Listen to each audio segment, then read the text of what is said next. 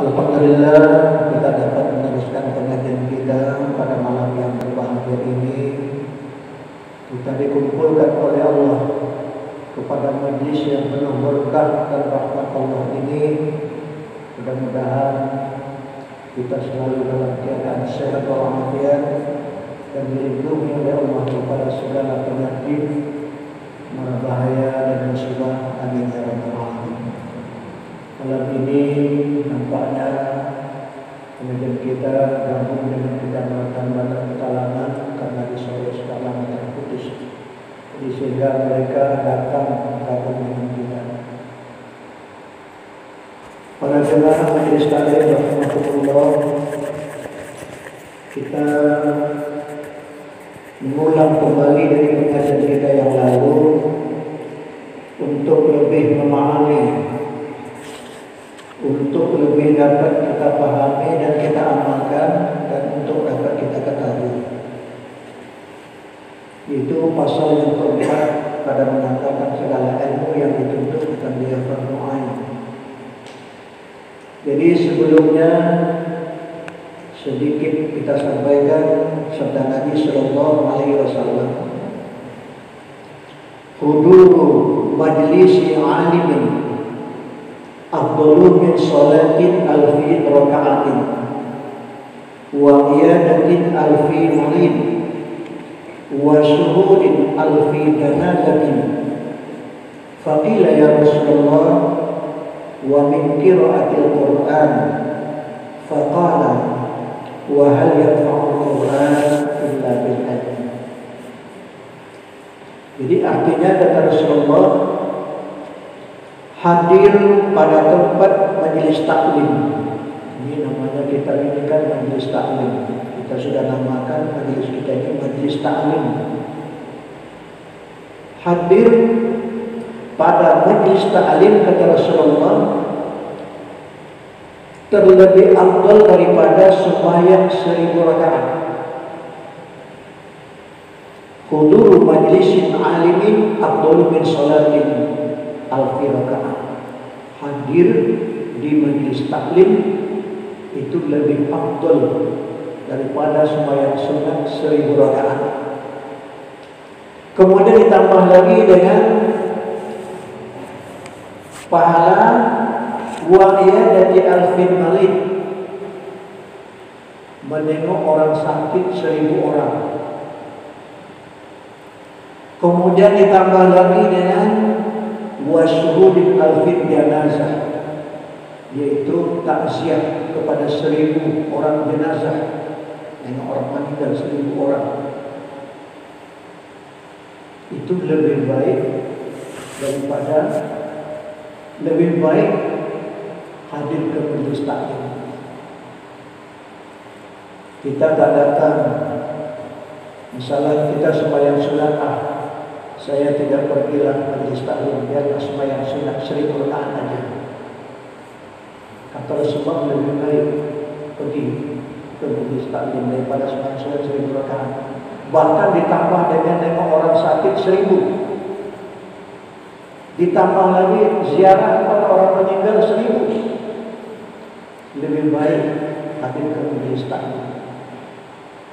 Faqila ya Rasulullah, sahabat bertanya, ya Rasulullah, wa min qira'atil Qur'an, bagaimana ya Rasulullah, kami tidak pergi majelis taklim, tapi kami baca Quran terus. Kami sunat tidak, dengan orang sakit tidak, dengan orang mati tidak, tapi kami baca Quran terus. Karena Al-Quran itu adalah yang paling mulia, yang dibaca kalam Allah, kalam Allah. Jadi makanya kalau kita nanti ngaji baca Al-Quran, jangan lupa yang kita baca itu kalam Allah. Tak tanggung-tanggung gitu kan. Nah, jadi sahabat bertanya, ya Rasul, bagaimana kalau kami baca Al-Quran ulang? Kami tak pergi majelis taklim, kami baca Quran. Faqala, jadi kata Rasulullah, wa hal yanfa'ul Quran, kamu tidak akan bermanfaat membaca Al-Quran illa bil ilmi, kecuali dengan ilmunya. Jadi apa itu Al-Quran? tajwid. Wajib. Jadi kalau kita baca Al-Quran, tak tahulah baca Nah, pula. nak tahulah tajwidnya, tasdidnya, huruf-hurufnya. Wajib. Itu sabda Nabi. Kemudian sabda Nabi Sallallahu Alaihi Wasallam, "Man ja'ahul mautu wa huwa yatlubul ilmi wa huwa yatlubul ilma liyuhyi bil Islam fa bainahu wa bainal anbiya fil jannah darajatan wahidah." Artinya, barang siapa datang ajalnya, mati dalam waktu belajar ilmu atau dalam jangka menuntut ilmu, mati. Wa huwa yatlubul ilmu liyuhyil bil Islam. Dia menuntut ilmu itu adalah untuk menghidupkan Islam, bukan untuk debat-debat. Maksudnya menghidupkan Islam tadi untuk diamankan. Kalau bisa untuk disampaikan Quran, liyuhyil Islam. Bainahu wa bainal anbiya, antaranya dan antara para nabi fil jannah, di dalam surga, ya, antara orang yang mati dalam menuntut ilmu tadi dengan para nabi, para anbiya di dalam surga, darajatan wahidah, satu derajat dengan para nabi di dalam surga. Masya Allah. Itu kalau kita sempat mati dalam jangka menuntut ilmu, ya Allah. Jadi kenapa sebab maka seperti itu? Karena ilmu ini yang kita pelajari ini yaitu warasatul anbiya, pusaka nabi. Jadi yang sekarang kita duduk di sini ini, kita belajar ilmu tauhid, fikih, tasawuf, berarti kita mengambil pusaka nabi. Jadi makanya nanti kita dalam surga satu derajat dengan para nabi. Adalah sabda Rasulullah SAW tentang keutamaan atau fadilat orang yang menuntut ilmu. Kemudian bab yang keempat tadi yaitu tentang menuntut ilmu. Jadi kita ulang pengajian kita, itu hanya sebagai untuk kita ketahui kelebihan atau fadilat menuntut ilmu, fadilat menuntut ilmu. Bismillahirrahmanirrahim. Bermula pasal yang keempat ini pada menyatakan segala ilmu yang dituntut akan dia fardu ain. Arti fardu ain apa? Wajib. Wajib setiap orang, tidak bisa diwakil-wakil. Wajib fardu ain. Jadi ilmu yang fardu ain kita tuntut, yang tidak bisa diwakil-wakil, ialah 3 perkara. Ada 3 perkara ilmu yang fardu ain kita tuntut. Yang pertama, ilmu tauhid, yaitu dinamakan ilmu usuluddin dan dinamakan pula ilmu akidah. Kita sebut itu ilmu tauhid. Padahal nama ilmu tauhid ini di sini dalam kitab Syarih Salikin ini dinamakan ilmu usuluddin, kemudian dinamakan ilmu tauhid, dan dinamakan ilmu akidah. Arti ilmu tauhid ialah mengesahkan Allah. Ilmu yang membahas tentang keesaan Allah. Arti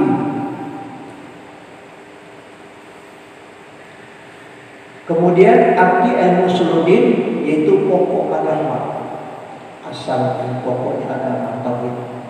Asyhadu an la ilaha illallah wa asyhadu anna Muhammadar Rasulullah. Ini fondasinya tauhid. Kemudian dinamakan ilmu akidah. Arti ilmu akidah ialah kesimpulan kepercayaan. Dengan belajar ilmu tauhid, barulah bisa kita menyimpulkan keyakinan dan kepercayaan kita terhadap Allah Subhanahu wa taala. Baru kuat Tapi kalau tidak dengan tauhid, keyakinan kita, kepercayaan kita tidak kuat. Rezeki dari siapa? Dari Allah. Nah, tapi lama sedikit sawit, malah risau dari kita, itu tak kuat. Jadi dengan tauhid untuk membuatkan keyakinan. Nah, itu disebut ilmu akidah. Kemudian yang kedua, ilmu yang wajib di fardu ain menuntut dia itu ilmu syariat. Dinamakan ilmu furu' dan dinamakan ilmu fikih. Yang kedua, yang selalu kita sebut ilmu fikih. Yang ketiga, yaitu ilmu batin, dinamakan ilmu suluk dan ilmu tariq, dan dinamakan ilmu tasawuf. Nah, ini kalau kita menyebut nanti ilmu tasawuf, ilmu tasawuf itu dinamakan juga ilmu suluk, ilmu tariq. Itu namanya ilmu tasawuf. Inilah tiga ilmu yang wajib dipelajari fardu ain. Yang pertama ilmu tauhid, kita ambil singkatnya saja, ilmu fikih dan ilmu tasawuf. Tidak bisa diwakilkan. Arti fardu, wajib, arti wajib, kalau dikerjakan dapat pahala. Kalau tidak dikerjakan berdosa. Arti pahala masuk surga, arti dosa masuk neraka. Jadi kalau tidak dipelajari, berdosa artinya masuk neraka. Ini tak bisa wakil. Inilah yang disebutkan oleh Rasulullah SAW, talabul ilmi faridatun ala kulli muslimin. Artinya bermula menuntut ilmu itu fardu atas tiap-tiap orang yang muslim yang berakal balik. Cukup umur 15 tahun kemudian berakal. Wajib ilmu yang tiga ini dipelajari. Nah, tapi ada pula kadang-kadang istilah sekarang ini katanya, kalau ilmu tauhid, ilmu tasawuf itu tidak pakai kaki. Nah, ini kata anak-anak muda. Itu pelajaran orang tua atau muda. Bukan untuk orang sakaratul maut. Berakal balik umur 15 tahun. Nah, ini wajib. Adapun qadar yang wajib fardu ain pada menuntut ilmu tauhid itu, nah ini ukurannya sampai ke mana ukurannya kita wajib menuntut ilmu tauhid yang fardu ain ini. Adapun qadar yang wajib fardu ain pada menuntut ilmu tauhid itu, yaitu sekira-kira menuntut ilmu yang diketahui dengan dia akan zat Allah. Ini rinciannya. Mengetahui tentang zat Allah. Kemudian mengetahui sekalian sifat yang salbiyah. Rincian sifat salbiyah ada berapa tuh? Ada 5. Apa sifat salbiyah? Qidam, baqa, mukhalafah, qiyamu, wadanya. Sifat salbiyah wajib tahu. Kemudian mengetahui dan segala sifatnya yang subutiyah. Nah, sifat yang subutiyah itu sifat ma'ani dan sifat ma'nawiyah. Wajib tahu. Jadi sehingga kalau dijumlahkan wujud sifat asia tambah 5 sifat salbiyah ditambah 14 sifat ma'ani dan ma'nawiyah, jumlahnya 20. Nah, inilah yang kita hafal sekarang. 20 sifat seperti yang kita hafal itu jangan tak tahu, wajib tahu. Kemudian mengetahui akan segala al-Quran Allah. Nah, inilah rincian permulaan tentang untuk mengetahui. Mengetahui tentang zat Allah, sifat salbiyah, sifat yang subutiyah, dan mengetahui akan al-Quran Allah. Kira-kira kalau saya tanya para jemaah ini nanti bisa nggak jawab kira-kira?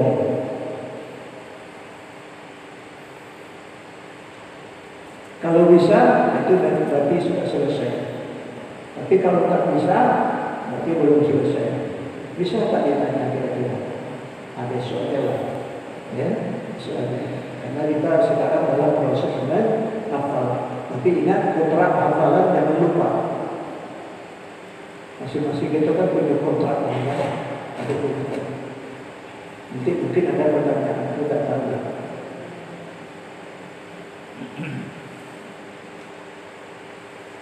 Ketahui olehmu bahwasanya wajib atas tiap-tiap orang yang akal balik bahwa mengetahui keadaan zat Allah Ta'ala dan segala sifatnya dan segala afalnya. Nah, ini rincian yang pertama, mengetahui keadaan zat Allah Ta'ala. Kita jangan sempat tidak tahu keadaan zat Allah.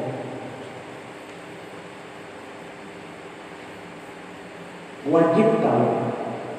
Nah, jadi bagaimana keadaan zat Allah Ta'ala itu? Inilah seperti yang selalu kita sampaikan. Jadi kita ulang kembali untuk lebih memahami zat Allah Ta'ala itu. Nah, jadi katanya di sini tadi bahwasanya wajib atas tiap-tiap orang yang akal balik mengetahui keadaan zat Allah Ta'ala dan segala sifatnya dan segala afalnya. Bermula keadaan zat Allah Ta'ala, bahwasanya wajib kita iktikadkan akan keadaan zat Allah Ta'ala itu, yaitu zat yang wajib wujud. Ini keadaan zat Allah. Keadaan Allah Ta'ala itu zat yang wajib wujud. Arti wajib wujud, wajib ada selama-lamanya. Yang mustahak bagi segala sifat kemalan. Nah, zat yang patut bersifat dengan sifat kesempurnaan itu kemalan dan maha suci daripada segala sifat kekurangan. Inilah yang wajib kita iktikadkan. Tidak bisa, kita wajib mengiktikadkan bahwa keadaan zat Allah Ta'ala itu wajib wujud, wajib ada selama-lamanya. Ini kalau kita kaji di dalam iman, amantu billah, aku percaya kepada Allah. Apa yang kita percayakan kepada Allah? Yang pertama, wajib wujud, wajib adanya. Ini yang pertama, wajib adanya. Kemudian yang mustahak bagi segala sifat kamalan. Mustahak artinya yang pantas bersifat dengan sifat kamalan. Sifat kamalan artinya sempurna. Selain dari Allah, zat Allah tidak ada yang pantas bersifat dengan sifat kamalan. Artinya tidak ada yang sempurna. Selain dari zat Allah tidak ada yang sempurna. Tidak ada yang bersifat sempurna. Yang bersifat sempurna itu adalah zat Allah Subhanahu wa Ta'ala. Jadi makanya kalau kita merasa sempurna, itu termasuk syirik, menyekutukan Allah, menyamakan diri kita dengan Allah Subhanahu wa Ta'ala. Jadi makanya dalam hadis tasawuf tidak boleh takjub, merasa sempurna. Tidak layak zat manusia kita ini tidak layak disebut dengan bersifat sempurna. Tidak layak. Jadi makanya kalau kita merasa sempurna itu sudah dosa, sudah menyekutukan Allah dalam hakikat. Dan maha suci daripada segala sifat kekurangan. Sifat lemah, sifat lengkap, lewat daripada sifat yang 20 itu mustahil bagi Allah, itu tidak layak bagi Allah Subhanahu wa Ta'ala. Jadi makanya menurut pengajian kita, setelah kita meyakinkan, mengiktikadkan zat Allah Ta'ala itu wajib wujud, yang mustahak bagi segala sifat kamalan, maha suci daripada segala kekurangan, zat Allah Ta'ala itu bukan di sini. Nah, Ini kayak ada orang di sini. Kemudian bukan jirim dan bukan juhar firid dan bukan juhar latif. Yang dikatakan di situ itu apa? Segala yang bertubuh, biarlah tubuh halus atau tubuh kasar, itu di sini. Jirim segala yang buku yang bisa dipegang. Nah, ini misalnya ini bisa dipegang. Nah, ini jirim. Kemudian yang ketiga, juhar firid. Jauhar itu artinya benda. Jauhar firid segala benda yang halus yang tak bisa dibagi seperti sebutir debu. Itu disebut juhar firid. Yang keempat, juhar latif, yaitu segala yang halus, benda yang halus tak bisa ditangkap, seperti air, seperti angin, seperti asap, seperti api, cahaya, dan seumpamanya. Itu disebut juhar latif. Jadi zat Allah Ta'ala itu bukan jisim, bukan jirim, bukan juhar firid, dan bukan juhar latif. Bingung kan? Jisim artinya tidak bertubuh. Jirim bukan benda. Juhar firid bukan benda yang halus, tak bisa dibagi. Juhar latif bukan benda yang halus, tak bisa ditangkap. Tidak. Tapi wujud ada. Jadi kalau kita pikirkan, bingung. Memang begitu. Kalau kita mengkaji tentang zat Allah Ta'ala pasti bingung. Asal namanya manusia pasti bingung. Kalau tidak bingung, berarti keluar dari manusia. Coba nanti sampai kepada sakti. Zat Allah bukan jisim, bukan jirim, bukan juhar firid, bukan juhar latif. Bingung tak sakti itu kira-kira? Tak bingung. Tapi kalau kita manusia, sebagai manusia yang berakal, bisa berpikir, pasti bingung. Jisim bukan jirim, bukan juhar firid, bukan juhar latif, bukan. Memang seperti itu. Semakin kita kaji tentang zat Allah, semakin membingungkan. Contoh, kemudian setelah kita ikutkan zat Allah Ta'ala itu wajib wujud yang mustahak dengan segala sifat kemahalan, maha suci daripada kekurangan, kemudian bukan jisim, bukan jirim, bukan juhar firid, dan bukan juhar latif. Kemudian zat Allah Ta'ala itu tidak di kanan. Oh, kalau begitu berarti di kiri, tidak di kiri. Berarti di depan, tidak di depan. Berarti di belakang, tidak di belakang. Berarti di atas, tidak di atas. Oh, kalau begitu berarti di bawah, tidak di bawah. Jadi zat Allah Ta'ala itu tidak di kanan, tidak di kiri, tidak di depan, tidak di belakang, tidak di atas, dan tidak di bawah. Tambah bingung tak kira-kira itu? Karena wujud artinya ada. Tapi di kanan tidak, di kiri tidak, di depan tidak, di belakang tidak, di atas tidak, di bawah tidak. Berarti tak ada, kan begitu? Padahal Allah Ta'ala itu, zat Allah Ta'ala itu wajib ada. Bingung.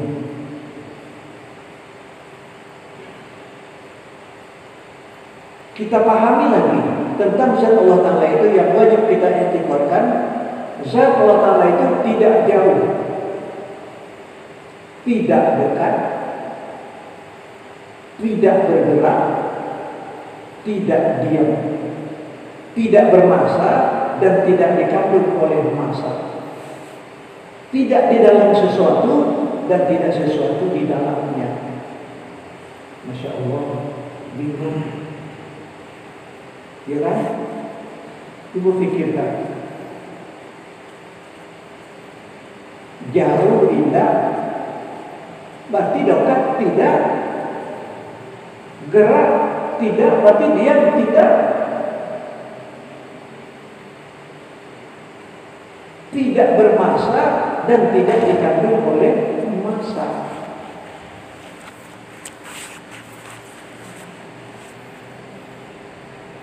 Bingung.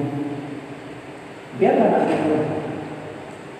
Tapi jangan dipikirkan. Kenapa sebab tidak boleh dipikirkan? Rasulullah menganjurkan la yatafakkaru fi zatillah. Ini Rasulullah tahu bahwa umatnya akan kebingungan kalau mengaji tentang zat Allah, pasti akan membingungkan.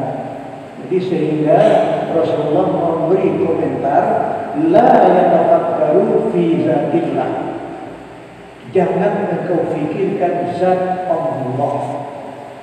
Nah, ini komentarnya. Karena nanti kalau dipikirkan pasti stres. Jadi dilarang oleh Rasulullah memikirkan. Kenapa tidak boleh dipikirkan? Karena zat Allah Ta'ala itu bukan benda. Nah, itu titik akhirnya. Zat Allah Ta'ala itu bukan benda yang bersifat di kanan, di kiri, di depan, di belakang. Itu benda. Kalau sebut sebelah kanan, berarti benda. Berarti jisim. Nah, itu yang empat tadi salah satu. Jisim, diri, luar diri, dan luar latif. Zat Allah Ta'ala bukan jisim, bukan diri, bukan luar diri, dan bukan luar latif. Bukan benda. Kalau disebut jauh, berarti benda. Itu sifat benda. Kalau dalam kitab ini, itu sifat yang baru. Sifat baru. Kalau disebut dekat, pasti benda. Baharu, alam. Kalau disebut bergerak, pasti benda. Kalau tak benda, gimana tak bergerak? Kalau disebut diam, berarti benda. Kalau disebut bermasa, itu pasti benda. Kalau disebut dalam masa, itu benda. Dalam masa ini, dalam masa masa tahun sekian, itu benda. Paham? Sedangkan zat Allah Ta'ala itu bukan benda. Jadi makanya ingat sekali lagi, begitu yang wajib kita yakini terhadap zat Allah Ta'ala seperti tadi, tapi jangan dipikirkan. Karena akal kita ini benda. Kita ini benda. Tidak bisa akal kita ini memikirkan yang bukan benda. Ya. Yang bisa dipikirkan oleh akal manusia itu yang sifatnya adalah benda. Tidak bisa dipikirkan. Jadi makanya Rasulullah menganjurkan wa yatafakkaruna fi khalqillah.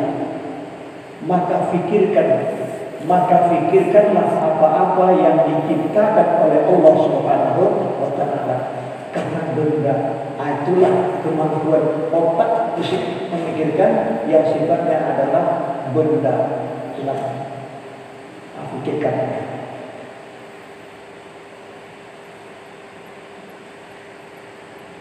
Paham kan?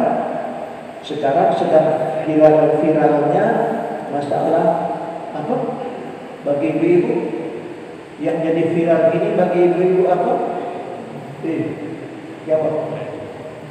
Apa yang viral bagi ibu-ibu sekarang ini? Jawab bapak-bapak. Bunga. Itu masih viral. Itu pikirkanlah. Mungkin bisa jadi ibadah. Nanam bunga, kita tanam bunga bermacam-macam. Bunga keladi bisa, itu tak puluhan macam. Kita tengok beginilah kekuasaan Allah Subhanahu wa Ta'ala, macam-macam. Itu pikirkanlah, itu jadi ibadah kalau memikirkan itu. Tapi kadang-kadang jarang pula kita yang sampai ke situ pikirannya kan. Pikirannya cantik, cantik, cantik, cantik. Tak sempat memandang ciptaan Allah. Nah, jadi karena kita majelis taklim, pindahkan pandangan kita, cantik itu kita pandang, oh begitulah kekuasaan Allah Subhanahu wa Ta'ala. Inna Allah ala kulli syai'in qadir. Artinya apa artinya Inna Allah ala kulli syai'in qadir? Jawab bahwa sesungguhnya Allah Ta'ala akan tiada sesuatu yang maha kuasa. Nah, ini kekuasaan Allah. Itu fikirkan. Alladzina yazkuruna Allah qiyaman qu'udan wa 'ala junubihim wa yatafakkaruna fi khalqil samawati wal ardh. Orang yang selalu ingat Allah waktu berdiri,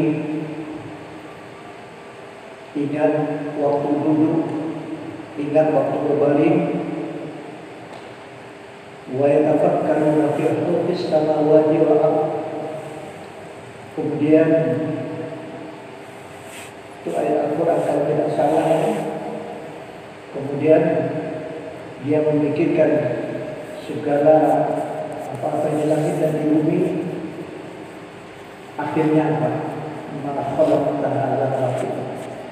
Tidak ada yang sia-sia wahai Tuhan apa yang Kau ciptakan. Renungkanlah nanti segala tumbuh-tumbuhan, segala yang diciptakan oleh Allah Subhanahu wa Ta'ala itu bisa menjadi ibadah. Sudah paham kan?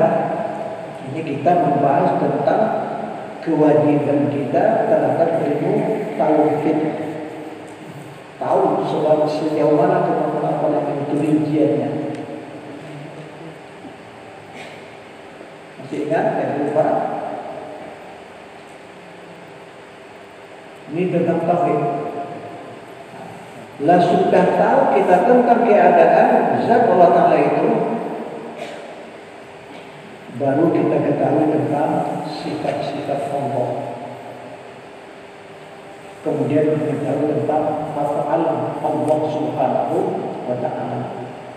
Inilah yang insya Allah akan kita kaji tentang sifat-sifat Allah, kemudian af'al Allah Subhanahu wa Ta'ala. Luruskan pondasi dulu, kokohkan pondasi dulu. Karena setan itu yang paling dahsyat menghantam manusia di saat sakaratul maut. Itu godaan yang terakhir.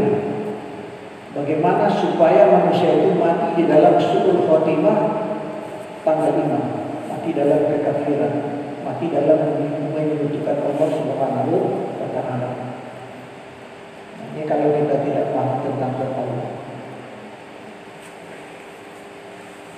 Dapat kita rasakan godaan iblis ini atau setan itu sebelum kita belum ada belajar ilmu tauhid, kita terasa godaan kan?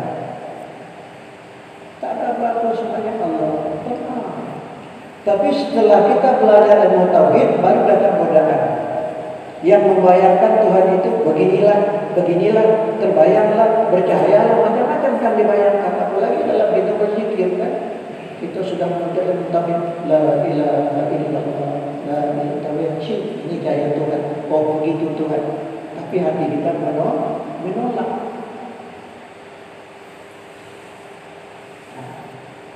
Jadi kenapa bagi orang yang tidak ada belajar tauhid tak digoda? Kenapa digoda? Besok tunjukkan aja itu Tuhan kau waktu mati besok. Enggak. Dia pasti ikut itu kan. Tak tahu.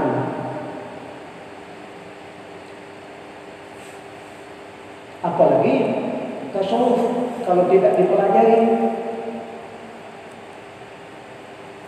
paling tidak mati dalam ujub, su'ul khotimah, mati dalam takabur, mati dalam riya.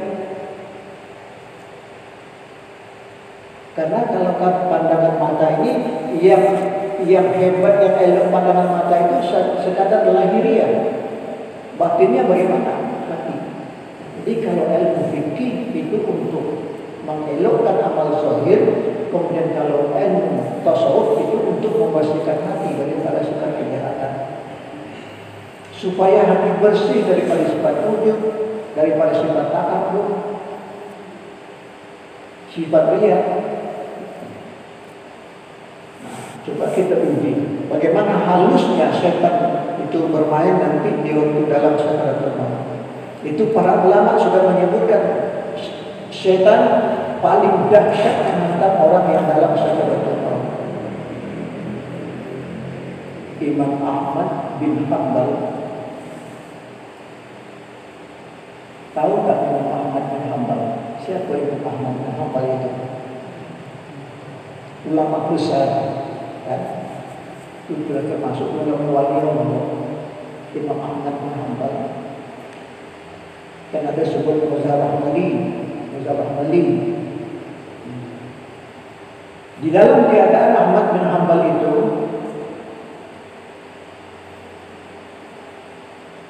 dalam keadaan sakaratul maut. Sakaratul maut artinya sakit pasti mati. Sakit itu pasti mati. Lalu dilihat ada tanda-tanda sakaratul maut oleh santri-santri, kawan-kawannya, murid-muridnya. Lalu Ahmad bin Hanbal ditalqin dengan la ilaha illallah. Di saat ditalqin oleh santrinya, Imam Ahmad bin Hanbal la ilaha illallah, Imam Ahmad bin Hanbal menjawab la. Kalau bahasa kitanya tidak. Kaget. Murid-murid tadi kaget, sahabat-sahabat yang kaget. Seorang ulama besar tak mengakui lagi la ilaha illallah. Ditalqin lagi la ilaha illallah, la. Dijawab la, tidak. Menangis murid-murid tadi. Menengok syekh, gurunya itu tidak mengakui kalimat la ilaha illallah. Tentu menangis seorang ulama besar, guru kita yang tidak mengaku lagi la ilaha illallah. Nangis murid-murid tadi. Kemudian dikarenakan tangis murid-murid dan santri-santrinya tadi, Imam Ahmad pun tersadar, langsung mengatakan, apa yang kalian tangiskan? Lalu kata Imam Ahmad bin Hanbal, yang kami tangiskan Tuhan. Di saat kami mentalqinkan Tuhan dengan la ilaha illallah, Tuhan mengatakan la. Jadi kata Imam Ahmad bin Hanbal, aku tidak berbicara dengan kamu. Aku tidak berbicara dengan kalian, kata Imam Ahmad bin Hanbal. Di saat itu setan datang mengatakan, wahai Ahmad bin Hanbal, sambil menggigit jari, kita akan berpisah. Engkau adalah orang yang paling hebat. Nah, itu kata setan. Kita akan berpisah. Jadi artinya kami tidak mampu lagi menggoda engkau, wahai Imam Ahmad. Engkau termasuk orang yang hebat. Itulah yang aku katakan la. Tidak, artinya tidak, aku bukan orang hebat. Itu maksudnya. Nah, jadi makanya Ahmad tadi mengatakan, saya tidak berbicara dengan kalian. Rupanya berbicara dengan setan. Setiap kali setan mengatakan engkau adalah orang yang hebat, Imam Ahmad menjawab pula, tidak, aku bukan orang hebat. Coba kita pikirkan. Begitu halus. Karena Imam Ahmad tahu tujuan setan. Kalau Imam Ahmad mengatakan na'am, iya, Imam Ahmad termasuk orang yang takjib, merasa diri sudah sempurna, mati, habis amalannya. Nah, coba baca dalil takjib. 3 perkara. Salah suruh muhlikatun suruh ta'um. 3 perkara yang membinasakan ibadah. Yang pertama, tamak. Yang kedua, apa? Mengikutkan hawa nafsu. Yang ketiga, takjil, kira sholat takjil. Jadi kalau sempat Imam Ahmad mengatakan, di saat Iblis mengatakan engkau orang yang hebat, naam, iya, berarti Imam Ahmad mati di dalam takjil. Habis amalannya. Begitu halus godaan syaitan.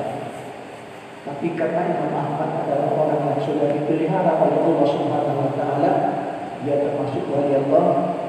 Begitulah tajam pemikiran Imam Ahmad. Jadi dia mengatakan Allah tidak. Jadi makanya kata Imam Ahmad, kita belum bisa mengatakan saya hebat, saya sempurna, saya baik sebelum roh berpisah dengan jasad. Sebelum roh berpisah dengan jasad, kita belum bisa mengatakan saya orang hebat, orang baik. Tapi kalau sudah berpisah roh dengan jasad, tetap mati dalam kalimat la ilaha illallah, barulah husnul khatimah, barulah baik, barulah habis godaan syaitan. Tapi selagi roh dikandung jasad, walaupun sedikit dikandung jasad, syaitan akan berusaha dengan sekuat tenaga bagaimana supaya kita mati dalam kekafiran, paling tidak mati dalam kefasikan, lupa akan Allah Subhanahu wa taala. Inilah yang kita selalu berdoa supaya kita mati dalam husnul khatimah, baik saudara. Bisa paham kan?